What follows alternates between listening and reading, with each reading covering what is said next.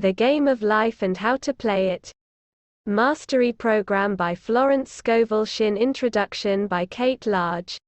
Welcome to taking your power back and changing your life forever. You've been divinely guided to the teachings within these pages. I believe the teachings of Florence Scovel Shinn are the best kept secret of the 20th century. A secret that's been kept from mainstream society for almost 100 years, but for those who've discovered it, and consistently implemented what they've learned, they've created unprecedented miraculous lives. Please allow me to introduce you to Florence Scovel Shinn, September 24, 1871, Camden, New Jersey, October 17, 1940. Florence's teachings were on the New Thought scene before The Secret, Louise Hay, Wayne Dyer and Norman Vincent Peale, even before Napoleon Hill's first book, The Law of Success, that was published in 1928. Florence self-published The Game of Life and How to Play It in 1925 and stuffed it with simple, timeless teachings that have helped millions of people in the past 100 years to create higher outcomes is their reality. Why should you care about 100-year-old teachings? Because your heart longs to live the life that is your birthright.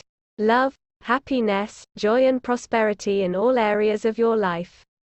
When you implement Florence's teachings, your success at a happier reality becomes inevitable.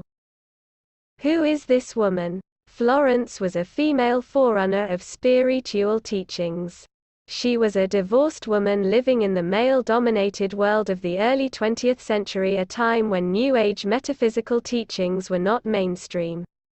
She taught that perfecting the ability to consciously create within you and be the energy of the end result you want to achieve were key to powerfully creating a new external experience. A new reality for the universe responds to you based on the vibration of your creation energy. These were radical teachings for a woman divorced in 1912. Her divorce accelerated her understanding of metaphysical places and universal laws, and she began to share her experiences with others and to teach. The energy of her students shifted within and their reality expanded into limitless possibility, creating miraculous experiences despite the US sliding into the Great Depression, a recession, and the world being at war. Florence was guided to write The Game of Life and How to Play It, but no publisher of the time would touch it, so she self-published, and The Game of Life has stood the test of time.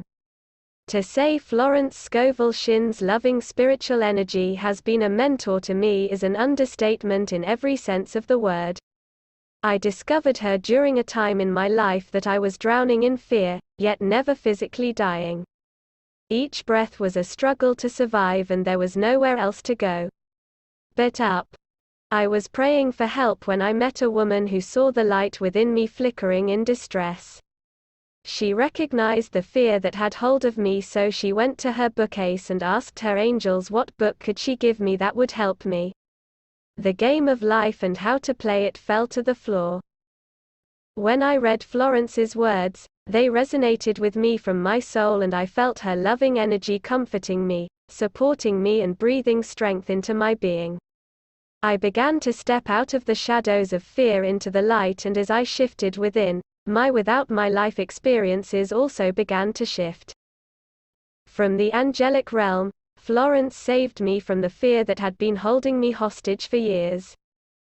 The magic of Florence's work is that when you need a guiding hand, you'll be miraculously guided to the right place in the game of life to read a message that speaks to your heart and feels as though it were written just for you. Plus, each time you read it, you'll find something new, something you don't remember reading before. This happens because every time you read it, you're at a higher vibration of love and understanding, so the energy of the words touch you and help you heal the fears of this physical world in a deeper, more profound way. I believe that love is eternal. The love Florence holds for those of us who walk the soils of Mother Earth today continues to grow and evolve in beautiful ways. Know that even though her physical body expired in 1940, her loving essence lives on to help you expand your light, to illuminate your path, to create your version of heaven on earth. You've opened this book for a reason. Read on to discover what that reason is. May you be profoundly blessed in this moment and in every moment after. In Love and Light. Kate Large. Notes on the book, The Game of Life. By Simon Bloom. In my life I have always noticed that those people who are constantly positive and clear-minded seem to achieve quite easily. Many times, especially when I was younger and in, what I would call, a low and hopeless state of affairs with no chance of turning things around in my favor, something always came along to put me back on track. I certainly didn't pray or talk to God, simply because I'm not religious enough to consider that as an option. Yet over the past few decades, through my research on all kinds of subjects such as occultism, spirituality, divination, different cultural lifestyles and much more, I feel very strongly that everybody is connected by something much greater than we can imagine. Billions call it God. Others say it's faith, but whatever we wish to call this connection or entity, this book, The Game of Life, uses the name Christ, which I happily accept because it obviously seems to work for Florence and the people she writes about. I have dabbled a little to see if this master system works, but dabbling is not good enough, and so I feel that to achieve any or the full effects one has to follow the instructions, abide fully by the laws mentioned and be fully committed throughout the whole process. The game. Most people consider life a battle, but it is not a battle, it is a game. It is a game, however, which cannot be played successfully without the knowledge of spiritual law, and the Old and the New Testaments give the rules of the game with wonderful clarity. Jesus Christ taught that it was a great game of giving and receiving. Whatsoever a man soweth, that shall he also reap. This means that whatever man sends out in word or deed, will return to him. What he gives, he will receive. If he gives hate, he will receive hate. If he gives love, he will receive love. If he gives criticism, he will receive criticism. If he lies, he will be lied to. If he cheats, he will be cheated. We are also taught that the imaging faculty plays a leading part in the game of life. Keep thy heart, or imagination, with all diligence, for out of it are the issues of life. Prov. 4:23. This means that what man imagines, sooner or later externalizes in his affairs. I know of a man who feared a certain disease. It was a very rare disease and difficult to get, but he pictured it continually and read about it until it manifested in his body, and he died, the victim of distorted imagination. So we see, to successfully play the game of life, we must train the imaging faculty. A person with an imaging faculty trained to image only good, brings into his life every righteous desire of his heart, health, wealth, love, friends, perfect self-expression, his highest ideals. The game of life, the imagination, has been called the scissors of the mind, and it is ever cutting, day by day, the pictures man sees there, and sooner or later he meets his own creations in his outer world. To train the imagination successfully, man must understand the workings of his mind. The Greeks said, "Know thyself." There are three departments of the mind: the subconscious, conscious and superconscious. The subconscious is simply power, without direction. It is like steam or electricity, and it does what it is directed to do. It has no power of induction. Whatever man feels deeply or images clearly, is impressed upon the subconscious mind, and carried out in minutest detail. For example, a woman I know, when a child, always made believe she was a widow. She dressed up in black clothes and wore a long black veil, and people thought she was very clever and amusing. She grew up and married a man with whom she was deeply in love. In a short time he died, and she wore black and a sweeping veil for many years. The picture of herself as a widow was impressed upon the subconscious mind, and in due time worked itself out, regardless of the havoc created. The conscious mind has been called the mortal or carnal mind. It is the human mind and sees life as it appears to be. It sees death, disaster, sickness, poverty and limitation of every kind, and it impresses the subconscious. The superconscious mind is the God mind within each man, and is the realm of perfect ideas. In it is the perfect pattern, spoken of by Plato, the divine design, for there is a divine design for each person. There is a place that you are to fill and no one else can fill, something you are to do, which no one else can do. There is a perfect picture of this in the superconscious mind. It usually flashes across the conscious as an unattainable ideal, something too good to be true. In reality it is man's true destiny, or destination, flashed to him from the infinite intelligence which is within himself. Many people, however, are in ignorance of their true destinies and are striving for things and situations which do not belong to them, and would only bring failure and dissatisfaction if attained. For example, a woman came to me and asked me to speak the word that she would marry a certain man with whom she was very much in love. She called him A.B. I replied that this would be a violation of spiritual law, but that I would speak the word for the right man, the divine selection, the man who belonged to her by divine right.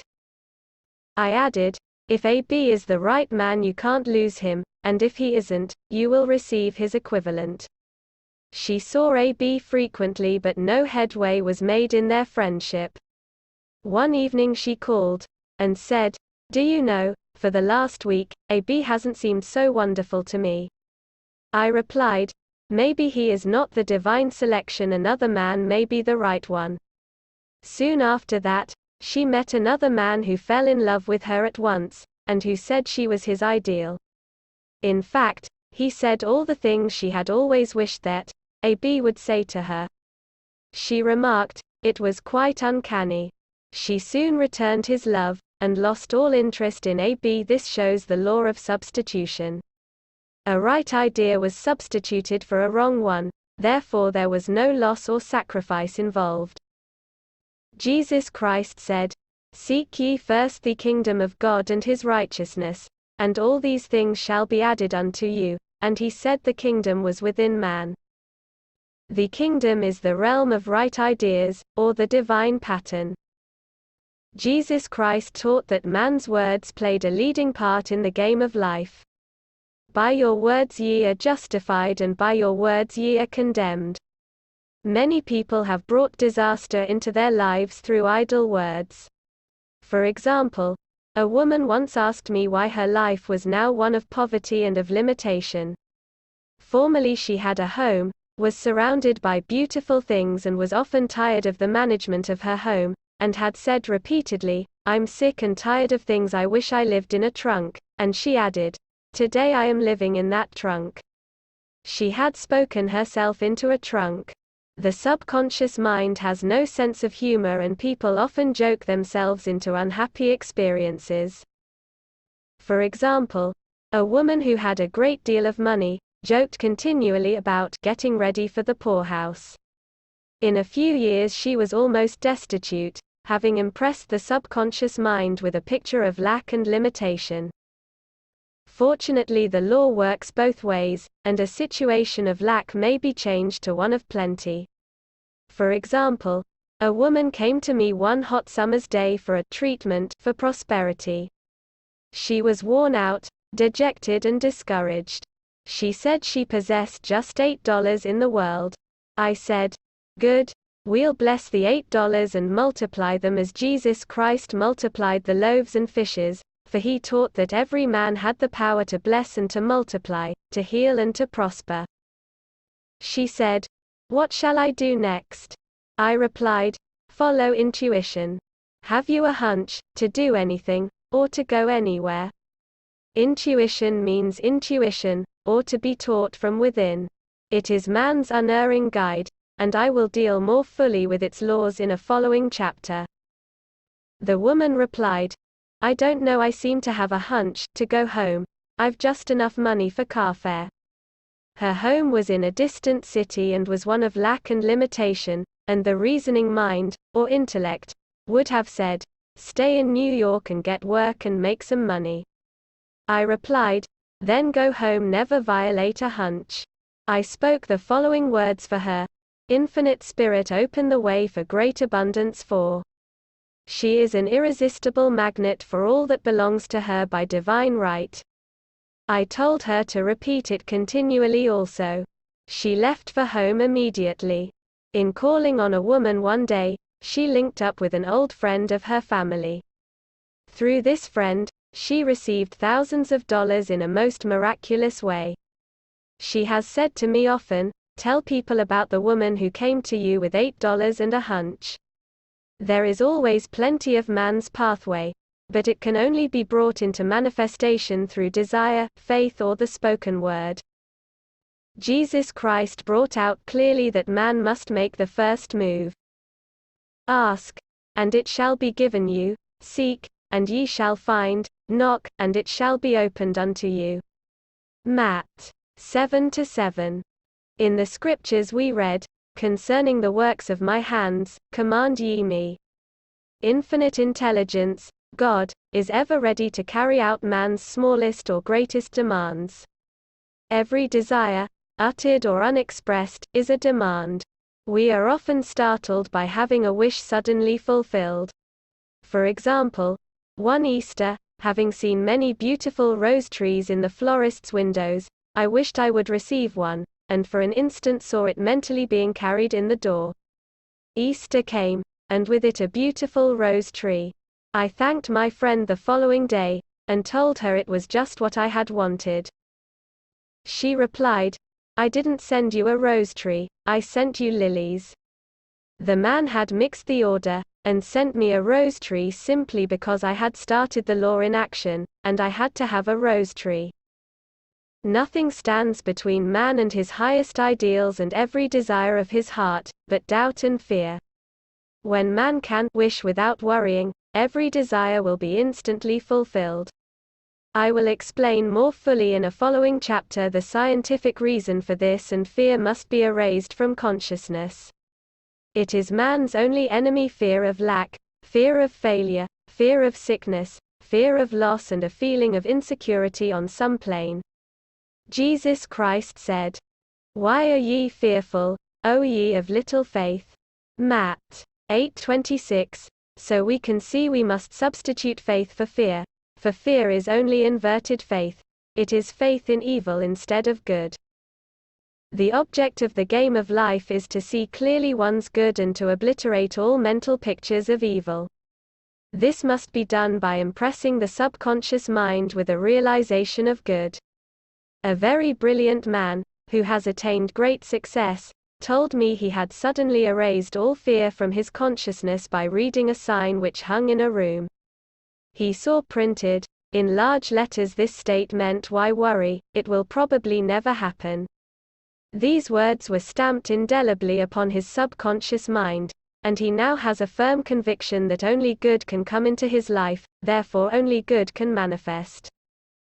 In the following chapter I will deal with the different methods of impressing the subconscious mind. It is man's faithful servant, but one must be careful to give it the right orders. Man has ever a silent listener at his side, his subconscious mind. Every thought, every word is impressed upon it and carried out in amazing detail. It is like a singer making a record on the sensitive disc of the phonographic plate. Every note and tone of the singer's voice is registered. If he coughs or hesitates, it is registered also. So let us break all the old bad records in the subconscious mind, the records of our lives which we do not wish to keep, and make new and beautiful ones. Speak these words aloud, with power and conviction. I now smash and demolish, by my spoken word, every untrue record in my subconscious mind. They shall return to the dust heap of their native nothingness, for they came from my own vain imaginings. I now make my perfect records through the Christ within the records of health, wealth, love, and perfect self-expression. This is the square of life, the game completed. In the following chapters, I will show how man can change his conditions by changing his words. Any man who does not know the power of the word, is behind the times. Death and life are in the power of the tongue. Prov. 1821. The Game of Life Mastery Program Chapter 2 The Law of Prosperity. One of the greatest messages given to the race through the scriptures is that God is man's supply and that man can release, through his spoken word, all that belongs to him by divine right. He must, however, have perfect faith in his spoken word. Isaiah said, "My word shall not return unto me void, but shall accomplish that where it is sent."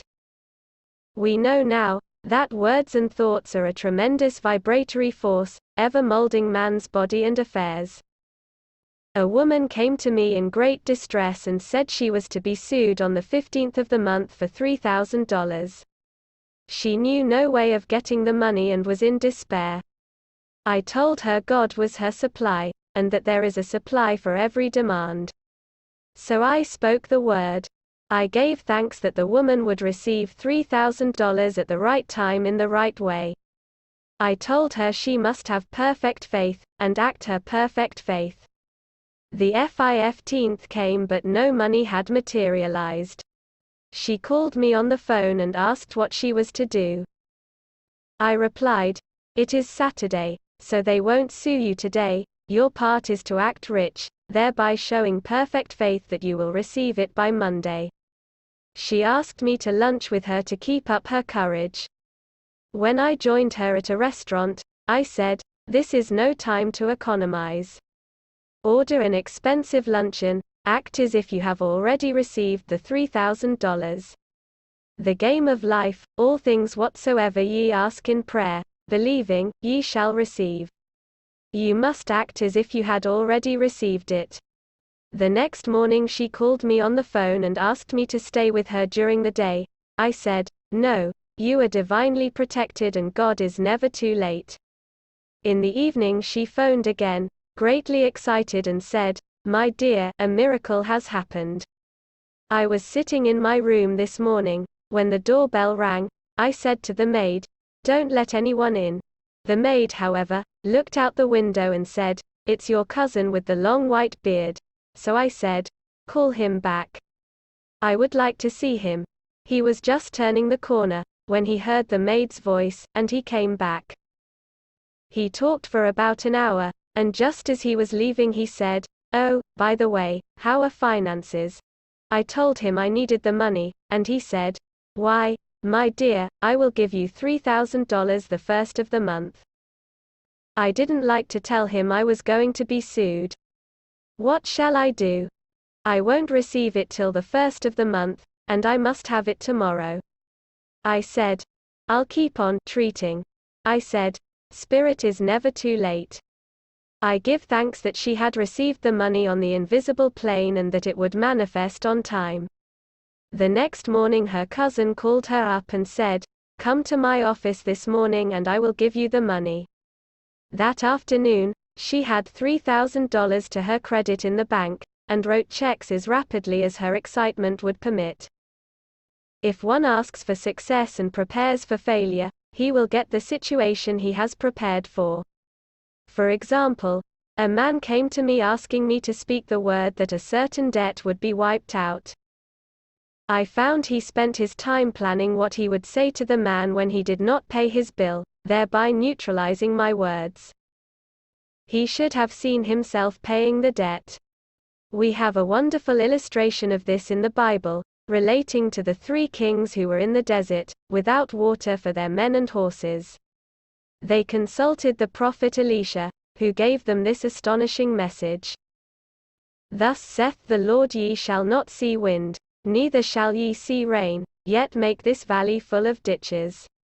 Man must prepare for the thing he has asked for, when there isn't the slightest sign of it in sight. For example, a woman found it necessary to look for an apartment during the year when there was a great shortage of apartments in New York. It was considered almost an impossible ity, and her friends were sorry for her and said, "Isn't it too bad, you'll have to store your furniture and live in a hotel." She replied, "You needn't feel sorry for me, I'm a Superman, and I'll get an apartment." She spoke the words, "Infinite Spirit, open the way for the right apartment." She knew there was a supply for every demand, and that she was unconditioned, working on the spiritual plane, and that one with God is a majority. She had contemplated buying new blankets, when the tempter, the adverse thought or reasoning mind, suggested, "Don't buy the blankets, perhaps, after all, you won't get an apartment and you will have no use for them." She promptly replied, to herself, "I'll dig my ditches by buying the blankets." So she prepared for the apartment, acted as though she already had it. She found one in a miraculous way, and it was given to her although there were over 200 other applicants. The blankets showed active faith. It is needless to say that the ditches dug by the 3 kings in the desert were filled to overflowing. Read 2 Kings. Getting into the spiritual swing of things is no easy matter for the average person. The adverse thoughts of doubt and fear surge from the subconscious. They are the army of the aliens, which must be put to flight. This explains why it is so often darkest before the dawn. A big demonstration is usually preceded by tormenting thoughts. Having made a statement of high spiritual truth, one challenges the old beliefs in the subconscious, and error is exposed to be put out.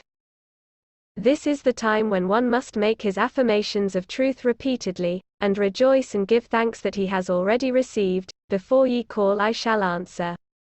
This means that every good and perfect gift is already man's, awaiting his recognition. Man can only receive what he sees himself receiving.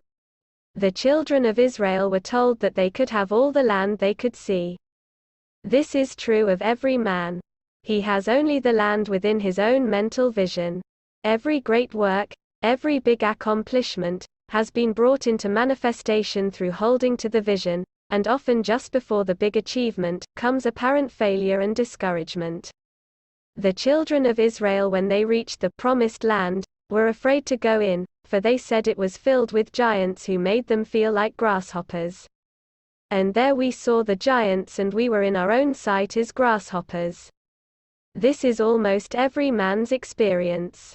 However, the one who knows spiritual law is undisturbed by appearance, and rejoices while he is yet in captivity. That is, he holds to his vision and gives thanks that the end is accomplished, he has received. Jesus Christ gave a wonderful example of this. He said to his disciples, "Say not ye, there are yet 4 months and then cometh the harvest. Behold, I say unto you, lift up your eyes and look on the fields, for they are ripe already to harvest." His clear vision pierced the world of matter, and he saw clearly the 4th dimensional world, things as they really are, perfect and complete in the divine mind.